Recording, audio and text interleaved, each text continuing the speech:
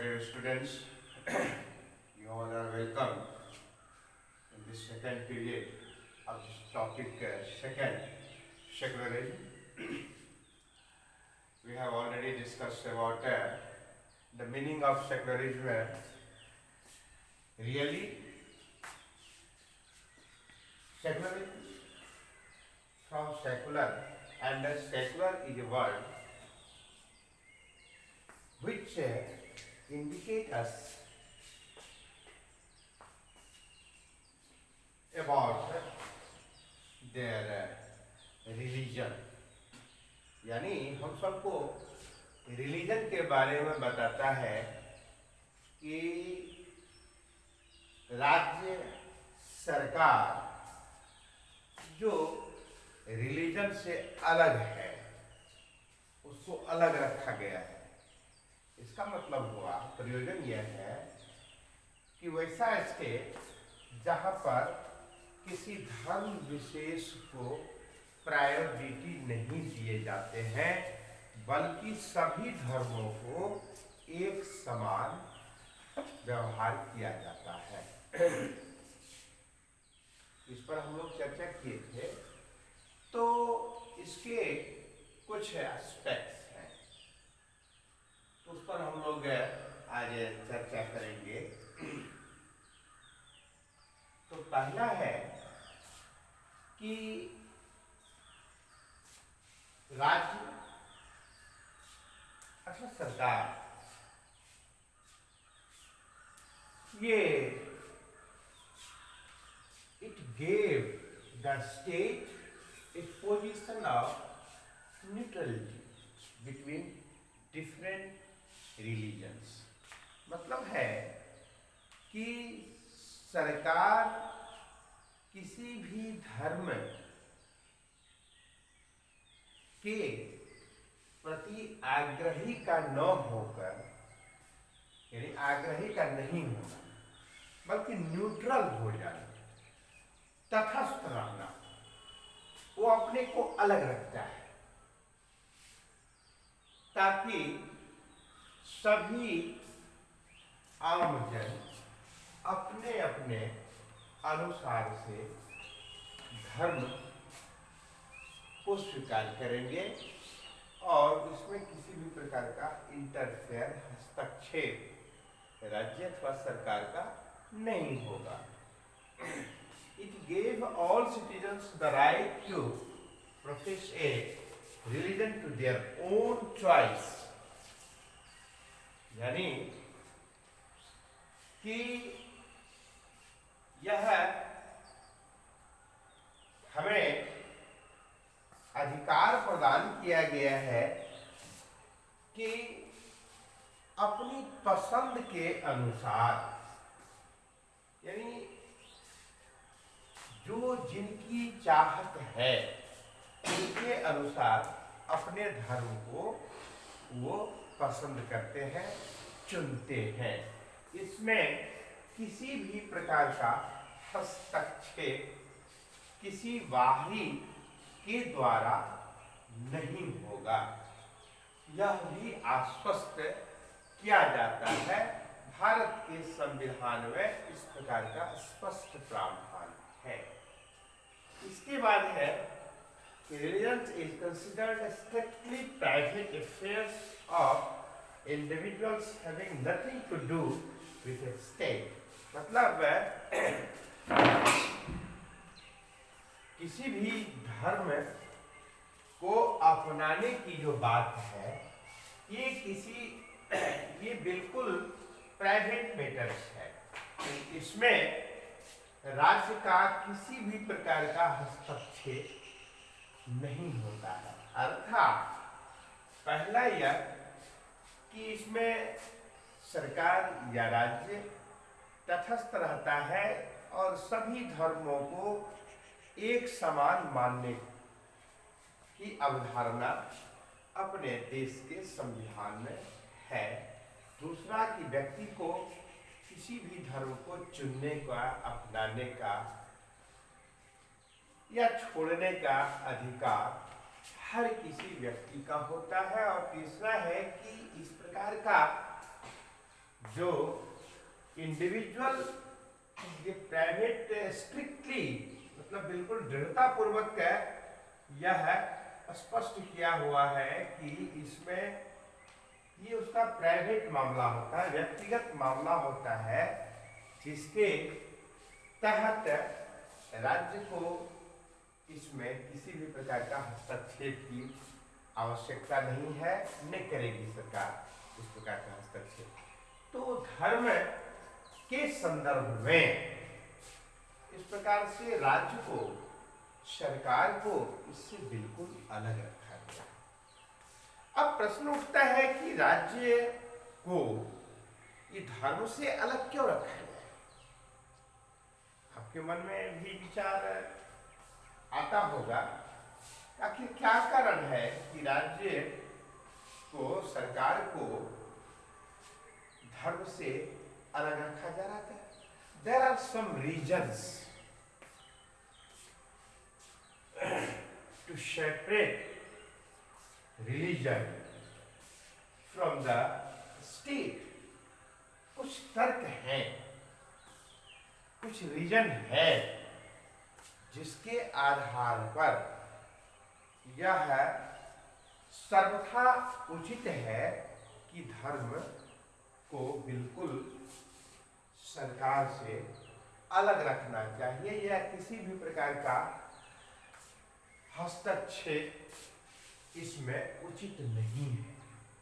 तो इसमें है तर्क में कि state power always from the religion, away from the religion, यानी स्टेट, राज्य की जो शक्तियां हैं उसको धर्म से बिल्कुल दूर रखा गया है।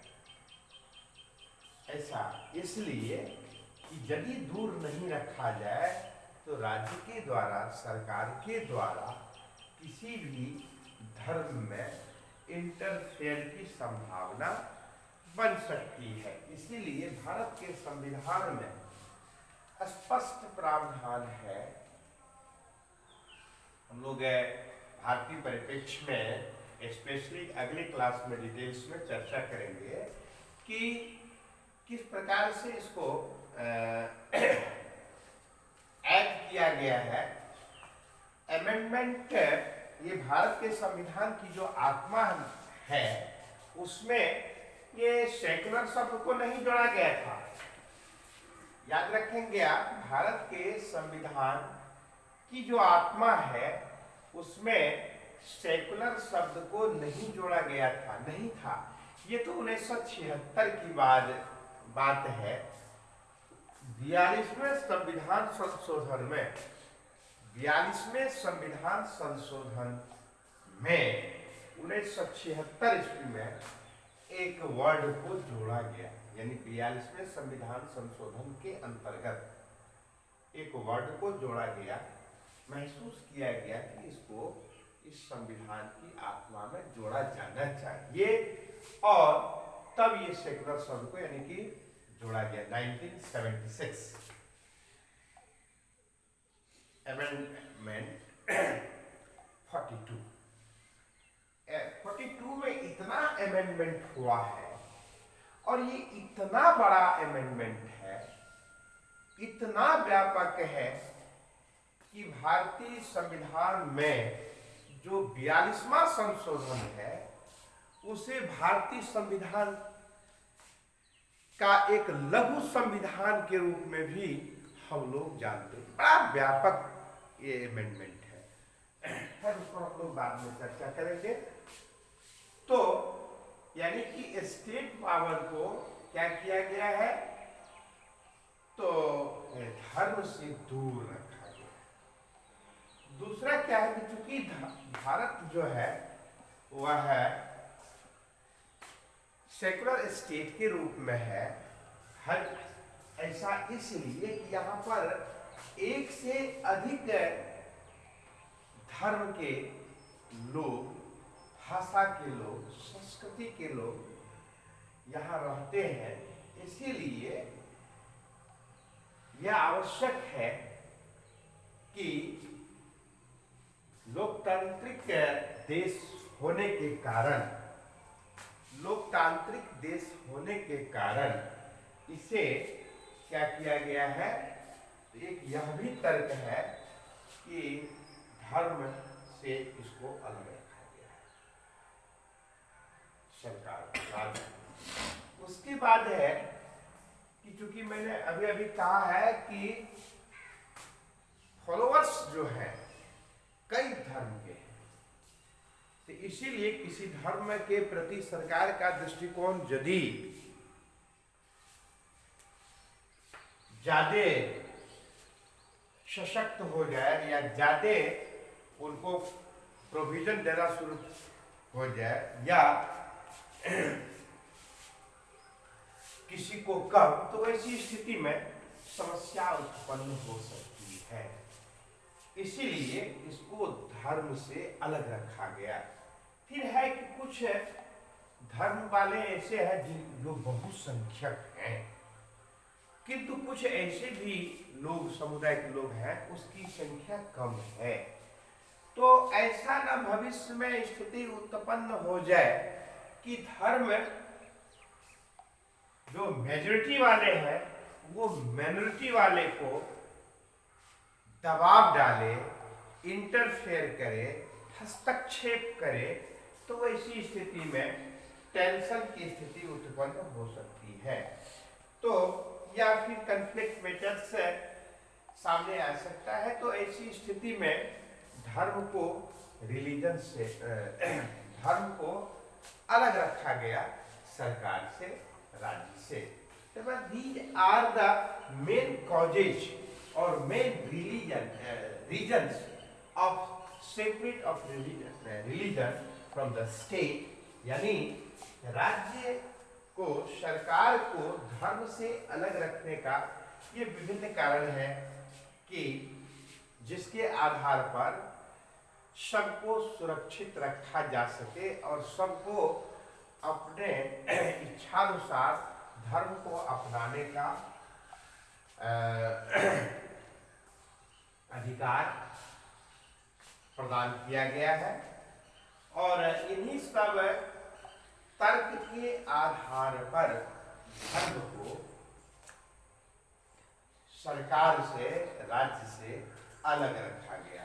यानी किसी भी राज्य के आंतरिक, किसी भी राज्य के द्वारा किसी धर्म समुदाय विशेष के धर्म के प्रति किसी भी प्रकार का दुर्भाव, भेदभाव या दुर्भावना नहीं हो, और ताकि भविष्य में कोई टेंशन की स्थिति उत्पन्न हो जाए, आपसी सौहार्द में कमी आ जाए, इन तमाम कारणों के चलते धर्म से सरकार को बिल्कुल अलग रखा गया है, राज्य को बिल्कुल अलग रखा गया। तो इस तरह से हम देखते हैं कि सेकुलर शब्द को जोड़कर वास्तव में एक सराहनीय कदम उठाने का कार्य किया गया है। और आप 1950 ईस्वी में जब संविधान लागू हुआ था, तब से लेकर के अभी तक में आप सबको ज्ञात है कि कितना अमेंडमेंट हुआ है। ढेर सारे अमेंडमेंट हुए हैं। क्यों? देश काल परिस्थिति के अनुसार से, समय की क्या मांग है उसके अनुसार से, देश की जनता के हित कल्याण के दृष्टिकोण से समय समय पर नियमों में संशोधन होते रहा। यही कारण है कि अभी संशोधन है 100 से ज्यादा है। फिर है आर्टिकल्स है 395 से लेकर के अभी 448, फिर 465 की स्थिति में हम पहुंचने को हैं। फिर अनुसूचियां हैं, वो भाग है। तो इस प्रकार से परिस्थिति के अनुसार से, समय का जो तकाजा है, देश की जो मांग है, उसको ध्यान में रखते हुए समय समय पर संशोधन किया जाता है। तो इस प्रकार से हमारे संविधान की विशेषता है। अगले दिन की कक्षा में हम लोग चर्चा करेंगे कि भारत के संदर्भ में सेक्युलरिज्म कि क्या स्थिति है। लगभग यही इसको डिटेल्स में हम लोग और देखेंगे और उसमें के पीछे क्या तर्क है। तो आज की कक्षा में इतना ही। धन्यवाद।